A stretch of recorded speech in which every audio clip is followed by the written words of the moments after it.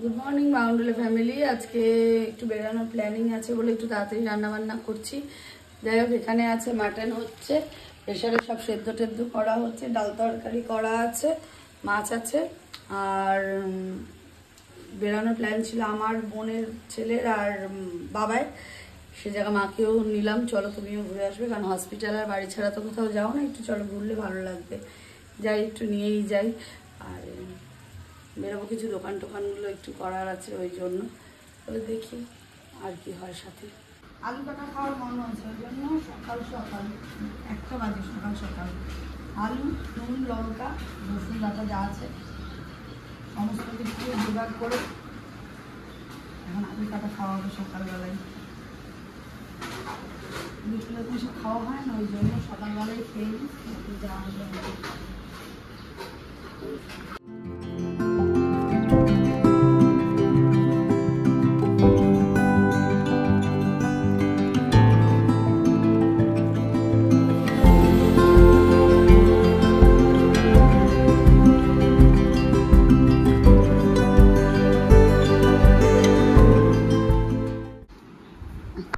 ছেলের খাওয়া হয়ে গেছে, ওদিকে বাবা খেতে বসে গেছে।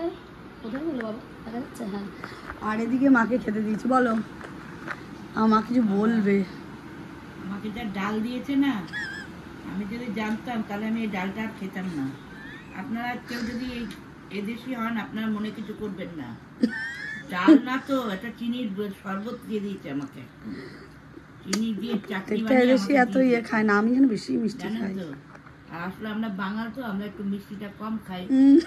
এই রান্না যদি মিষ্টি যদি ডালে এত হয়, আমি বলে তার থেকে চাটনি খাওয়া ভালো। আপনি বলুন, মাটন ভাত কেমন খাচ্ছেন? বাঙাল রুটি সাইডে মাটন, বাঙাল রুটি সাইডে ওর কাছে যা দেবে না না, আমি খেতে পারি না, জানেন তো, আমি এসব খেতে পারি না, এত মিষ্টি। আরে আমি তো তোমাকে বলেই দিয়েছি মা, তুমি ডাল খাবে না, তো আজকে ডালটা তাহলে আমার মতন করে আমি করে নিলাম। এখন সেই জন্য তো জানি না যে তুই আমাকে তরকারি খেয়েছিস, তাই জন্য তুই আমাকে যে মিষ্টি ডালটা খাইয়ে দিবি। চাটনি আছে, চাটনি খাওয়ার জন্য। হ্যাঁ, ইনি এখন খাক, ইনি এখন আমার বিচার টিচার করবে। না ডাল না ঝোল, আমি ঠিক বুঝতে পারছি না জিনিসটা কি। উনি এখন আমার বিচার টিচার করে নি, তারপরে খাওয়া দাওয়া হবে। খাও খাও, খেয়ে নাও, খেয়ে নাও, এরকম করো না। উকিলের পর্যায়ে পড়ে গেছি। এই অতিথি আজকে দেরি করে ফেলেছে মাংস ভাত খেতে। মাসি খুব দিদা খুব জ্বালাচ্ছে, মাসি মাটন ভাত খাবে বলে দেরি করে ফেলেছে স্নান করতে গিয়ে। বেরোনোর কথা হয়েছিল, তো এখন আমরা বেরিয়েছি, এখন যাচ্ছি হচ্ছে কাকিনাড়া মাদ্রালে একটা হনুমান মন্দির দেখতে। ওখানে আমি আগেও গেছি, এই যেহেতু হনুমান জয়ন্তী সামনে আসছে, তাই জন্য আমরা সবাই মিলে হনুমান জয়ন্তী, মা তো আর যেতে পারবো না পরে ভিড়ে, ওই জন্য মাকে এখনই। আর মায়ের যেদিনকে যেদিনকে হনুমান জয়ন্তী সেদিনকে আছে ডায়ালিসিস, ওই জন্য আমরাও যেতে পারবো না হয়তো, ওই জন্য। বাবা এই দিক কিছু শ্যামনগর দিয়ে পার হবে, ওটা অনেকটা। তো যাই হোক, ওই জন্য আমরা এখন বেরিয়ে পড়লাম হনুমান মন্দিরের দিকে। তারপরে ওখান থেকে বাড়ি এসে মাকে রেখে আবার অন্য জায়গাটা যাওয়ার প্ল্যানিং হচ্ছে। সঙ্গে থাকো, দেখতেই তো পাবে আমরা কোথায় কোথায় যাচ্ছি। তো জাস্ট হাই রোডে উঠলাম, আর রাস্তা মোটামুটি ক্লিয়ার রয়েছে। আর এখান থেকে কত দূর? 15-20 মিনিট রাউন্ড লাগবে মন্দিরটায় পৌঁছাতে। তো মোটামুটি এখন বাজে হচ্ছে 4টে বাজে আর 5 মিনিট বাকি, ওই 4:10-15 মধ্যে ঢুকে যেতে পারি। হোপ ফর দি বেস্ট, যদি ওরকম টাইমেই হয়। তারপরে মন্দিরে কীরকম ভিড় থাকে ওটাও দেখতে হবে। আমার সাথে আজকে ভাই রয়েছে, আমার ওটা লজ্জা পায় থাকতে।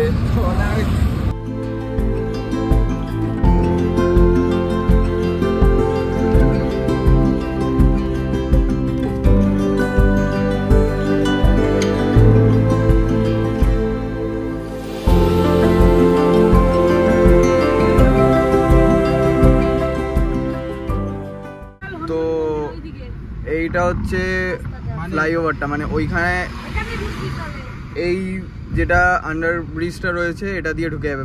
এই ব্রিজটা ঢোকার আগে তোমরা দেখতে পারবে যে মাদ্রাল হনুমান মন্দির বলে লেখা থাকবে, ওটা দিয়ে। আর এই ফার্স্ট যেই প্যাসেজটা এই রাস্তার, এই যে এই রাস্তা দিয়ে ঢুকে যাবে একদম স্ট্রেট। স্কুলটার নামটা ঠিক মনে পড়ছে না, মাদ্রাল স্কুল যাই হোক। তো এইটা দিয়ে তোমরা স্ট্রেট ঢুকে যাবে, তারপরে যেরকম যাচ্ছে রাস্তা সেরকমই যাবে, ঠিক আছে? তো এই যে ম্যাপের এরকম কিছু একটা দেখাচ্ছে, যেরকম রাস্তা যাচ্ছে সেরকমই গিয়ে শুধু একটা লেফট নিতে হবে, বাস লেফটটা নিলেই তোমরা পৌঁছাবে একদম মন্দিরের সামনে। তো মন্দিরে গিয়ে দেখা হচ্ছে। তো এই যে মন্দিরটার গেটটা, এটা মেন গেটটা, এটাও আরেকটা গেট, আর এইটা হচ্ছে মেন গেটটা, ঠিক আছে? যদি গাড়ি ঢোকানো তো যাবে, এটা গাড়ি পার্কিং আছে। তো গাড়িটা পার্ক করে একবার দেখা হচ্ছে। এই হলো মন্দিরের গেটটা, এখান দিয়ে এন্ট্রি।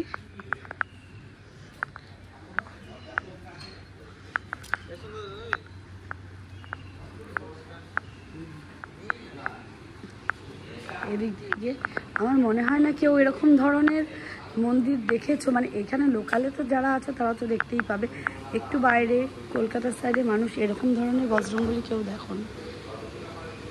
এটা আমাদের এখানে আছে, আরেকটা যেন কোন জায়গায় শুনেছিলাম আছে, যাই হোক।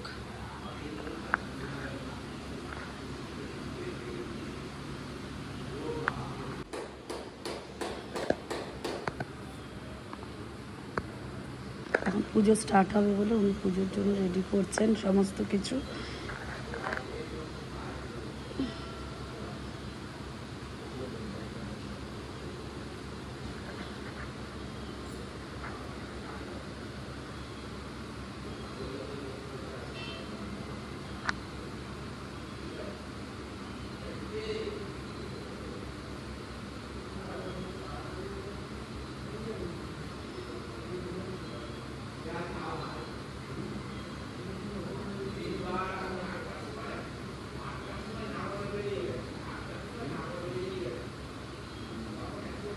বজরংবলী মন্দির ছাড়াও এখানে আরও একটা মন্দির আছে, যেটা হচ্ছে শিব মন্দির। এখানে হচ্ছে বজরংবলী পুজো আসছে, যেহেতু হনুমান জয়ন্তীর জিনিসপত্র সব রেডি করছে, সব ওনার ভোগের জিনিসগুলো রেডি হচ্ছে। যাই হোক দেখাই, একটা সুন্দর পার্ক মতন করে দিয়েছে, বাচ্চা নিয়ে আসলেও, অনেকে ছোটো ছোটো বাচ্চা আনলেও কোনো প্রবলেম হবে না, তারা এখানে এসেও থাকতে পারবে। কিন্তু আজকে এরকম সুন্দর ফাঁকা রয়েছে, কিন্তু পুজোর দিন কিন্তু প্রচণ্ড ভিড় হয় এবং গাড়ি পার্কিংয়েরও খুব অসুবিধা হয়ে যায়। আমি তো আগের বছর এসেছিলাম, তখন দেখেছি। এখন যেখানে যাব সেটা হলো অন্নপূর্ণার মন্দির। এখানে মা অন্নপূর্ণার মন্দিরও আছে।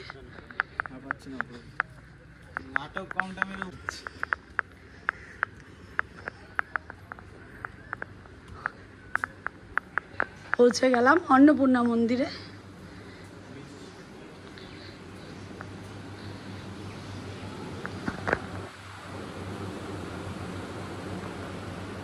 রং ঠং হচ্ছে এখন নতুন করে আবার, যেহেতু সামনে পুজো তাই। এবার মন্দিরের আউটসাইডটা,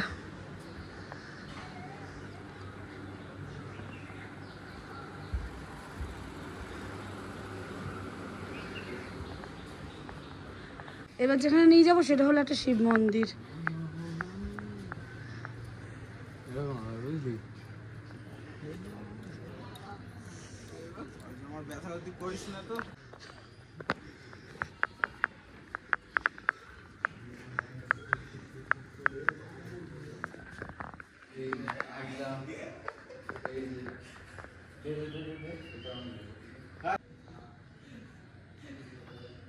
কিছুদিন আগে শিবরাত্রি ছিল বলে মনে হয় এত সুন্দর সাজানো গোছানো ছিল, তাই জন্য এত সুন্দর রয়েছে এখন, পরিষ্কার পরিচ্ছন্ন।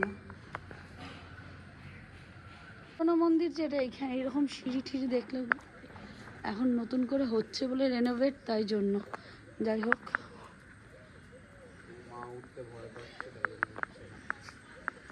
এই হলো রাস্তা, আর এই হচ্ছে মন্দিরটা।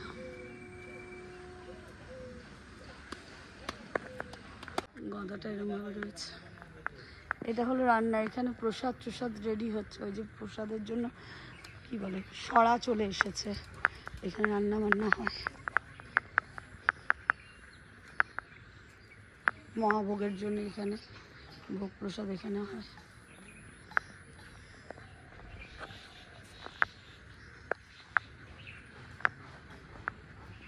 সুন্দর বাগান রয়েছে।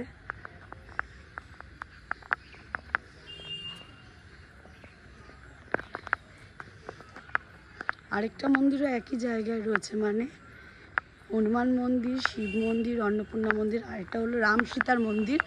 একই জায়গায় 4টে মন্দির। আমি 3টে বলেছিলাম, ওটা ভুল বলেছিলাম। যাই হোক, শ্রীকৃষ্ণ রাধাকৃষ্ণর মন্দির।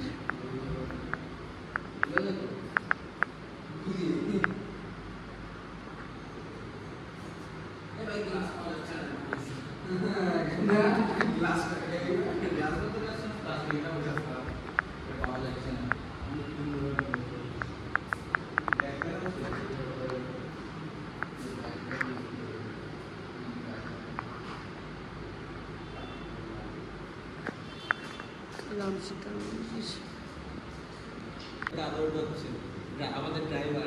আমাদের ড্রাইভার আদর করছে, আর খালাসি ছিটকে পড়ে গেছে ওপরে। খালাসি কে হয় ওটা? যদি শিয়ালদা থেকে আসে তাহলে Naihati local, Krishnanagar local, Gede local, Kalyani সীমান্ত লোকাল, যে কোনো লোকাল ট্রেন ধরে ব্যারাকপুর বাদে কাকিনাড়া স্টেশনে নামবেন। কাকিনাড়া স্টেশন থেকে নেমে বলবেন যে মাদ্রাল হনুমান মন্দিরে যাব, ব্রিজের মাথায় পুরো সব দাঁড়িয়ে থাকে, 15 টাকা নেবে, আপনাকে পুরো হনুমান মন্দির সামনে এসে পুজোর সময়টা সকাল 7টা থেকে দুপুর 2টো, আবার বিকেল 4টে থেকে রাত্রি 9টা। প্রত্যেক দিন হয়, ডেলি হয়, কিন্তু দুপুর টাইমটা ঠাকুরমশাইরাও তাদেরও তো খেয়ে যেতে হয়, ওই সময় লাঞ্চের সময় যায়, ওই সময় বাবাকেও তাকে বিরতি দিতে হয়। হ্যাঁ, সারাদিনও তো তারও চলে, ওই কারণে ওই 2 ঘন্টা পর তো আমাদের বিরতি থাকে। কখনো কখনো আমাদের অনেক জন্মন পুরোহিতরা আছে, আমরাও আছি, তাড়াতাড়ি চলে আসি। কেউ দাঁড়িয়ে থাকলে তাদের কারণে এসে পুজো করি। যেমনি আমরা 4টার টাইম, 4টে এসেছি, 4টে থেকে 5টা আর একজন চলে আসবে, 6টার পরে আর একজন আসবে, 7টার পরে 9টার মধ্যে আর একজন আসবে। আচ্ছা, যদি হাই রোড থেকে আসে তাহলে? যদি কল্যাণী হাই রোড থেকে আসেন তাহলে ওখানে পানপুর আছে, পানপুর মোড় থেকে সোজা চলে আসতে হবে আপনাকে রথতলা মোড়। রথতলা মোড় থেকে মাদ্রাল হয়ে সোজা আমাদের হনুমান মন্দিরে আসতে হবে। পানপুর থেকে বলবেন আমি রথতলা মোড় যাব, নারায়ণপুর রথতলা মোড়। রথতলা মোড়ের ওখানে টোটোও পাওয়া যায়, বা পানপুর মোড় থেকেও টোটো পাওয়া যায়।